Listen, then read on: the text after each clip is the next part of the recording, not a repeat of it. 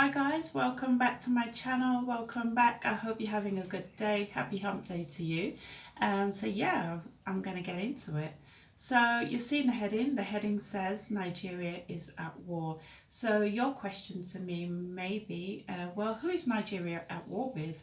Well, unfortunately, Nigeria does appear to be a country at war with itself. So the headlines are out there, they're clear. You know, you've had journalists even on channels saying their country is at war, they don't know what to do, it's a crisis, a tipping point, you know, something has to be done, and that's kind of the common theme around town right now. So let's just look at it for a minute, right?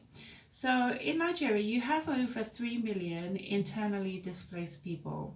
So you think that internally displaced people would be relatively safe in an IDP camp, okay?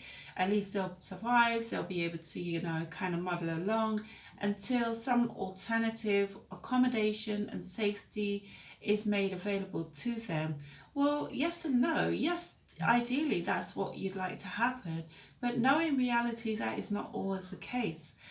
So we can look at now the situation that happened in Benue. So you had the governor Samuel Ortsem coming out and really, you know, saying that the militia had attacked an IDP camp and, you know, outed 7 people and injured up to 15 others. And the situation is dire, they need help, they need support.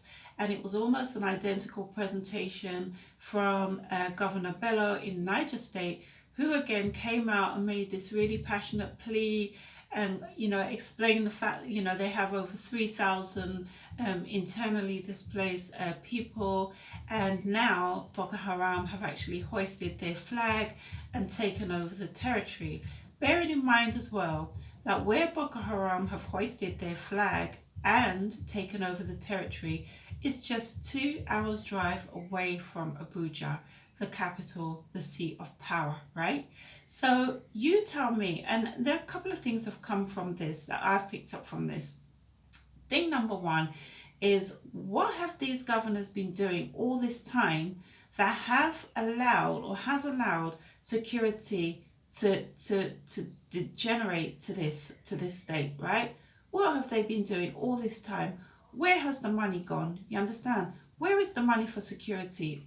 What's going on? It just doesn't make any sense to me whatsoever that all of a sudden, and it's not all of a sudden, it's been a gradual increase, but you know, presumably they have been a bit unaware, maybe a bit complacent, maybe they've been sitting on their hands a little too much, maybe they didn't believe in the people who were actually complaining at the time, maybe they were in Dubai, who knows? The fact remains the situation now is at breaking point.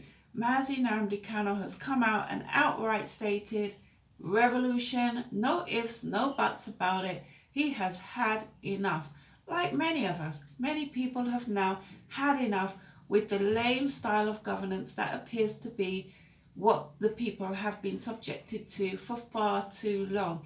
Now is the time for the president to perhaps declare a state of emergency. Will he do it? I don't know. You know the analogy, right? When you're driving in a car, if a man's driving and he doesn't know where he's going and you get lost, you're due to be lost for the rest of the day, evening or night, because he's not going to ask for directions. Well, that seems to apply to the president currently. He does appear to be the man in the car that doesn't know where he's going but refuses to ask for directions. So, do you think that the country can resolve these issues internally, or do you think that now is a time for them not only to declare a state of emergency, but they also need to ask for foreign intervention and assistance? Let me know what you think. Peace.